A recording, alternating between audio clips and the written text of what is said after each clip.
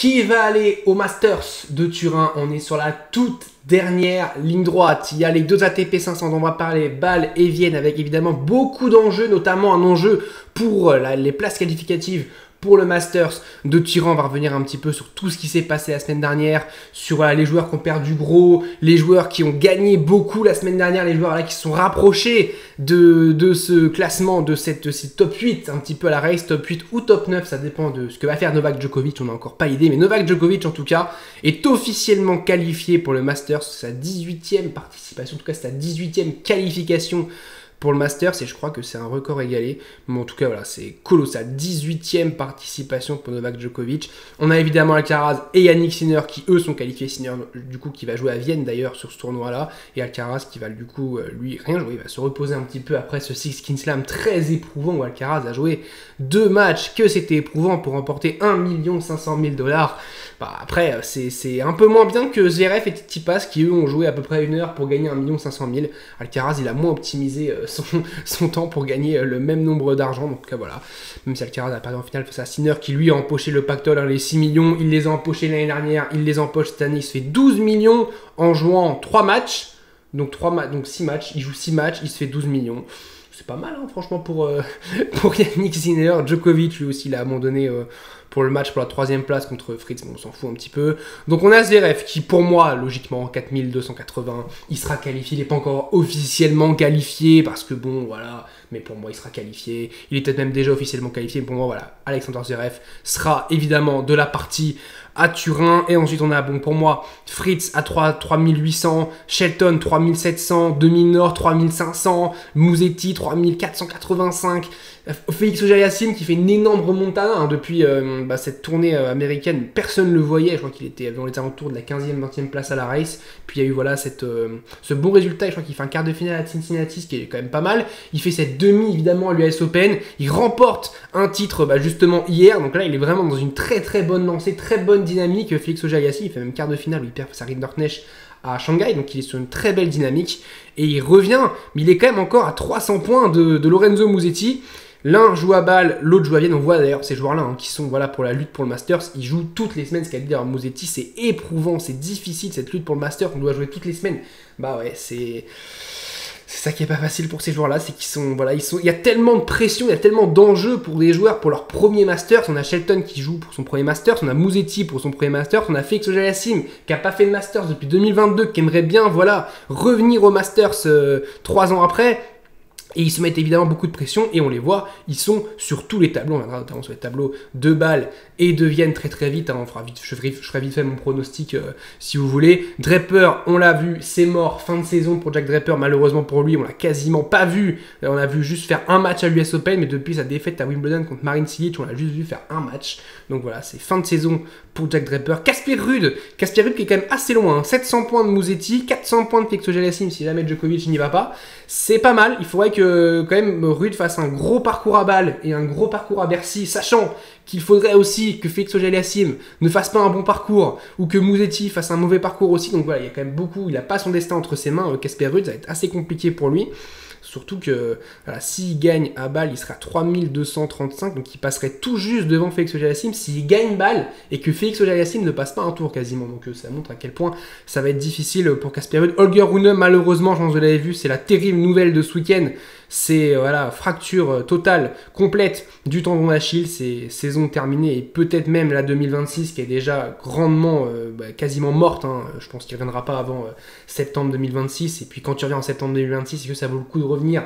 Mais s'il doit revenir, c'est tranquillement, c'est pas forcé. J'en ai fait un short où j'ai dit voilà, pour moi, enfin, tendon d'Achille, c'est vraiment une blessure très très grave. Il y a ces cas-là en NBA notamment, on l'a vu avec Tyrese Haliburton et avec Jason Tatum qui se sont fait le tendon d'Achille et qui ont 1 an d'absence. Donc Rune, ça va être pareil, c'est un sportif professionnel, ça va être la même chose, ça va être 1 an d'absence pour Holger Rune. Donc là, on est en octobre 2025. Pour moi, il ne revient pas avant septembre-octobre 2026. Facile. Donc malheureusement, c'est une très mauvaise nouvelle pour Holger Rune qui... ça a freiné sa progression, s'il est encore jeune, même si voilà, on n'arrêtait pas un petit peu de critiquer son irrégularité, mais il était capable d'avoir des coups de fulgurance et des coups de moins bien. Et là, malheureusement, on ne va pas le voir du tout. Ça a vraiment manqué, je pense, au tennis. Holger Rune. Medvedev, je pense que Medvedev, il a gagné son premier titre hier à Almaty depuis plus de 2 ans. Ça, c'était à Rome en mai 2023. Donc c'est un énorme soulagement pour lui, mais je pense que Medvedev, il va regretter un petit peu l'énorme occasion qu'il a eu de faire un immense rapproché à Shanghai quand il mène un 7-0 face à Rinderknecht. Enfin, en tout cas, il est devant dans le 3e set face à Rinderknecht. Il doit le breaker. Il a plus de balles de break que Rinderknecht sur le 3e set. Et il se fait avoir en fin de match. Il a mal géré cette fin de match face à Rinderknecht. Il peut au moins aller en finale. Il peut au moins avoir quelques points de plus. Il peut au moins, je pense, être presque 10e à la race. Hein. S'il prend Shanghai, il serait 10e. Il serait en train de mettre la pression à Félix Auger-Aliassime. Là, il est un peu plus loin. Mais c'est pas mort, il faut que Medvedev fasse un super Vienne et un super Bercy. On sait qu'il est capable de le faire, Medvedev, on sait qu'il l'a déjà fait, d'être très très bon sur du Rinder, mais le problème c'est est-ce que Medvedev, là il vient de remporter un titre, ok c'est très bien, mais c'était un 250, là le niveau va monter un peu plus, il y aura la pression parce qu'il va peut-être jouer des joueurs dans son tableau qui seront dans la lutte directe. Donc je pense que ça va être très difficile et je pense qu'on va peut-être avoir le premier Masters depuis 2018, si je dis pas de conneries, sans Medvedev, parce qu'en 2019 il y va, 2020 il y est, s'il le gagne d'ailleurs, 2021, 2022, 2023, 2024, ouais, bah pour moi c'est le premier sans Medvedev depuis 8 ans, enfin depuis 7 ans, depuis 2018, donc ça fait mal quand même. Roublev aussi qui nous habitue quand même à aller assez souvent au Masters, qui n'ira sans doute pas. Bublik, bon là je pense que la hype elle est retombée, hein. Alexander Bublik, je pense qu'on ne le verra pas au Masters, derrière je pense que c'est foutu. Pour moi voilà, ça va jouer, si jamais ça va changer, pour moi ça peut, Ben Shelton il y sera, ça va jouer entre deux mineurs, Musetti, Félix Auger-Aliassime, Casper Ruud et Medvedev, même si Medvedev c'est parce que je l'adore, je dis ça, mais c'est quasiment mort. Pour moi Medvedev c'est à 99% foutu pour Medvedev. Et donc tous ces joueurs là, comme j'ai dit, bah regardez, ils sont tous en train de jouer un tournoi, soit Vienne, soit Bâle, parce que ouais, c'est les derniers ATP 500 de la saison. On a Taylor Fritz, du coup, tête de série, une à Bâle, qui jouera la wildcard Valentin Vachereau. Tiens, ça dit quelque chose, Valentin Vachereau, vainqueur de Master 1000, Valentin Vachereau cette saison, ce que Fritz n'est pas. Donc match intéressant. On a du corps d'Humbert aussi, saison un petit peu dramatique, même s'il fait finale hein, hier. Il fait finale où il perd face à Casper Ruud à Stockholm. Mais bon... Voilà, la finale, honnêtement, il va en finale, je pense, parce que Rune, pardon, je vais y arriver, se blesse. Sinon, il fait quand même demi-finale, mais bon, pour moi, la saison, elle n'est pas bonne du Humbert. C'est pas une bonne saison du tout. On a du Opelka, du Lejka, on a du Casper Ruud qui joue à Quentin Alice, du Davidovich Fokina, on a du Jakub Mensik, on a du Shapovalov, on a du Félix Auger-Aliassime. Félix Auger-Aliassime qui pourrait jouer Shelton en quart de finale, ce sera un quart de finale très sympathique. Et puis à Vienne, on a évidemment Yannick Sinner qui, voilà, a fait un ATP 500. Yannick Sinner qui n'a pas gagné énormément de titres, mine de rien, cette année, parce qu'il a eu ses 3 mois d'arrêt, même s'il remporte quand même 2 grands chelems, hein, donc pas beaucoup de titres, mais il a quand même 2 grands chelems dans son lot de titres, donc c'est quand même pas mal. Et donc, Sinner qui va essayer d'aller chercher un nouvel ATP 500. Il peut jouer sa victime préférée, Alex de Minaur. Il aime bien sa victime préférée, Alex de Minaur. 11-0 hein, au head-to-head. Peut-être à 12 maintenant. Ils sont peut-être passés à 12 s'ils sont joués dans un tournoi asiatique. Je sais plus s'ils sont passés à 11 ou ils sont passés à 12. En tout cas, ça fait 11 ou 12-0 pour Sinner. Donc ça montre voilà, quand même une belle tendance pour l'Italien. On a de Minaur qui pourrait jouer Roublev, qui pourrait, je pense, définitivement éliminer Andrei Roublev de la lutte et essayer d'aller en demi-finale. Je pense que l'objectif de Mineur, vu le tableau qu'il a, c'est d'aller en demi, et je pense qu'il pourra pas aller plus loin s'il tombe face à Yannick Sinner. Il sait que c'est foutu parce qu'il n'arrive pas à le jouer. Medvedev va devoir faire un run complètement dingue, rejouer Corentin Moutet qu'il a battu en finale hier, potentiellement au deuxième tour. C'est terrible pour Moutet, je suis vraiment triste pour Moutet, en même temps content pour Medvedev, parce que là Medvedev n'a pas gagné de titre depuis longtemps, Moutet il n'a pas gagné de titre tout court, et ça aurait été beau que Moutet gagne ce match, mais bon, c'est aussi beau que Medvedev gagne. Musetti qui joue Tsitsipas, c'est dingue quand même que Tsitsipas ne soit pas tête de série sur un ATP 500. Je pense qu'on se rend pas compte de la déchéance de Tsitsipas qui est pas... Alors c'est un ATP 500 quand même avec pas mal de monde, hein, parce que Bublik tête de série 8 alors qu'il était, je crois, 15e mondial.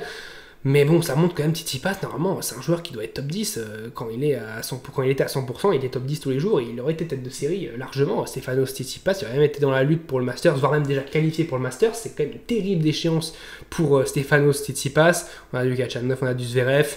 Medvedev, clairement, ce qu'il doit faire, c'est battre Borges, évidemment, battre Moutet, battre Musetti, pour tout de suite, en plus battre Musetti, concurrent direct, tu le bats, tu l'élimines en quart de finale, c'est pas mal. Battre Zverev en demi-finale, qui est ta victime préférée, quasiment, t'adores jouer Zverev, et Zverev déteste jouer Medvedev en ce moment. D'ailleurs, Zverev, il perd tout le temps face à 2 joueurs, Fritz et Medvedev. Ensuite, c'est aller en finale et essayer de prier que Yannick Sinner, je sais pas, soit moins bien et puis battre Yannick Sinner. Parce que pour moi, Medvedev, s'il prend pas les 500 points aujourd'hui, ce sera très très dur à Bercy d'aller chercher. On verra, on refera un point juste avant Bercy. Enfin, c'est même pas Bercy, c'est la défense. Mais c'est le réflexe de dire Bercy, je sais, c'est pas Bercy, mais je dirais quand même Bercy, c'est un réflexe. Mais on fera aussi un point, évidemment, quand il y aura le tableau de Bercy, on fera le pronostic détaillé du tableau de Bercy. Et évidemment aussi la lutte pour le Masters, parce qu'il y aura une lutte dans la lutte pour le titre à Bercy. Et la lutte, évidemment, pour le Masters, qui sera à Turin. Non, merci. Alors, à Bâle, donc moi je pense que Medvedev, Sinner en finale sera vraiment sympa. Et je vois Sinner quand même battre Medvedev en finale. Je vois quand même Medvedev aller en finale enchaîné. Même s'il joue toutes les semaines, mine de rien, Daniil Medvedev.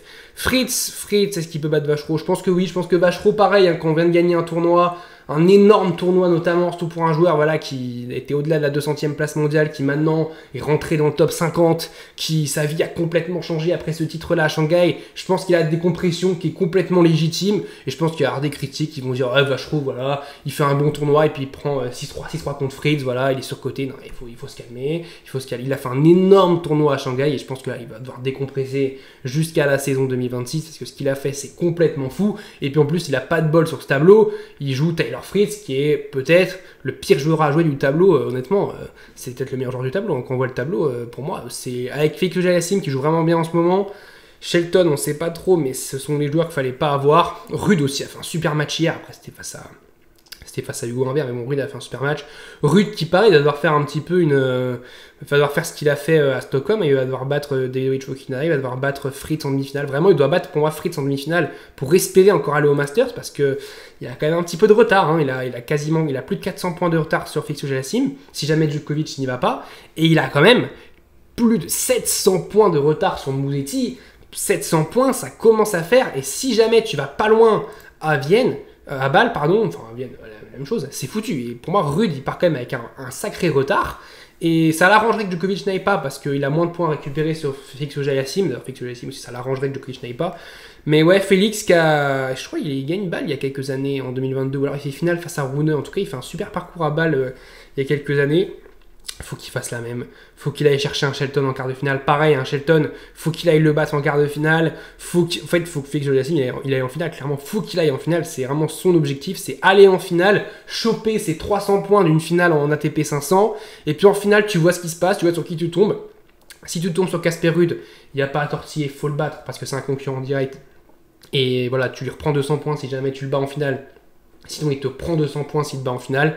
Si c'est Fritz, bon, j'ai envie de dire tu peux perdre, mais bon, c'est quand même mieux de gagner. Mais tu récupères en tout cas 300 points, tu remets vraiment la pression sur Musetti. Si Musetti fait un peu de la merde à Vienne, sachant que Musetti joue quand même Tsitsipas au premier tour, on sait jamais avec Tsitsipas. Mais bon, il a surtout un Medvedev en quart de finale, donc peut-être qu'il n'ira pas si loin que ça.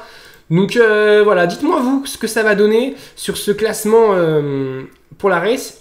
Après Wimbledon, j'avais fait un pronostic de ce classement, pour le Masters, et j'avais dit qu'on aurait une lutte entre De Minaur et Musetti, parce que je ne savais pas à ce moment-là que Draper, pour moi Draper était 3ème à la race ou à 4ème, mais pour moi Draper devait facilement, à mon avis, passer et être au Masters, et j'avais dit que ce serait la lutte entre la 8ème et la 9ème place entre Alex De Minaur et Lorenzo Musetti, et que je voyais un peu plus un petit avantage pour De Minaur sur la fin de saison, sur dur, avantage sur dur pour moi largement pour De Minaur par rapport à Musetti, et donc j'avais dit qu'on aurait 8ème De Minaur et 9ème Musetti. Au final, si jamais Draper se blesse pas, je pense que je suis quand même plutôt pas mal dans ce que j'ai dit, si on revient à ce que j'ai dit en juillet. Et on voit d'ailleurs que De Minaur a un petit avantage, mais quand je dis petit, c'est vraiment un tout petit avantage sur Lorenzo Musetti. Sauf qu'on a un monstre derrière, Félix Auger-Aliassime, qui fait une super fin de saison et qui vraiment mériterait d'aller au Masters au vu de ce qu'il fait cette fin de saison, et on n'est pas à l'abri qu'il gagne. Il va falloir qu'il fasse bien mieux que Musetti et même bien mieux qu'Alex De Minaur, mais bon, tout est possible. Donc dites-moi vous, quel est votre pronostic? Moi je vais rester sur le même que j'ai fait en juillet, donc ça veut dire pour moi De Minaur du coup 7 et Musetti 8 parce que Draper n'est plus là. Donc pour moi, on resterait sur le statu quo avec ces 8 joueurs qui iraient au Masters, 8 hypothétiquement 9 si jamais Novak Djokovic n'y va pas. Donc on aurait Félix Auger-Aliassime pour moi qui restera devant Casper Ruud. Pour moi même Medvedev va passer devant Ruud, donc Medvedev je le vois un peu trop loin. Il part de trop loin et puis de toute façon il n'a pas passé de tour en Grand Chelem, donc il mérite pas d'aller au Masters. Il a quasiment pas gagné un match en Grand Chelem cette année, il a gagné qu'un seul d'ailleurs, contre le 500e mondial en 5-7. Donc voilà, dites-moi vous, quel est votre pronostic pour le Masters? Comme je dis, votre pronostic c'est à partir de la 7e, 8e place, entre guillemets, qui va aller voler la place par exemple à Musetti ou à De Minaur. N'hésitez pas à vous abonner, à liker, à commenter si la vidéo vous a plu. On va en parler de cette semaine de Bâle et de Vienne parce qu'il se passe des choses, il va se passer évidemment des choses. On va voir Yannick Sinner, est-ce qu'il va revenir en forme? Après, il a gagné le 6 Kings Slam, donc il est en pleine forme. Sinner, il a fait plein de pépettes, donc là, il est en pleine forme. On va revenir évidemment sur le tableau, quand il y aura le tableau de la défense, Paris, la défense, Bercy, tout ce que vous voulez. Et cette lutte pour le Masters qui va continuer jusqu'à la fin de saison. Je vous dis salut à tous, portez-vous bien.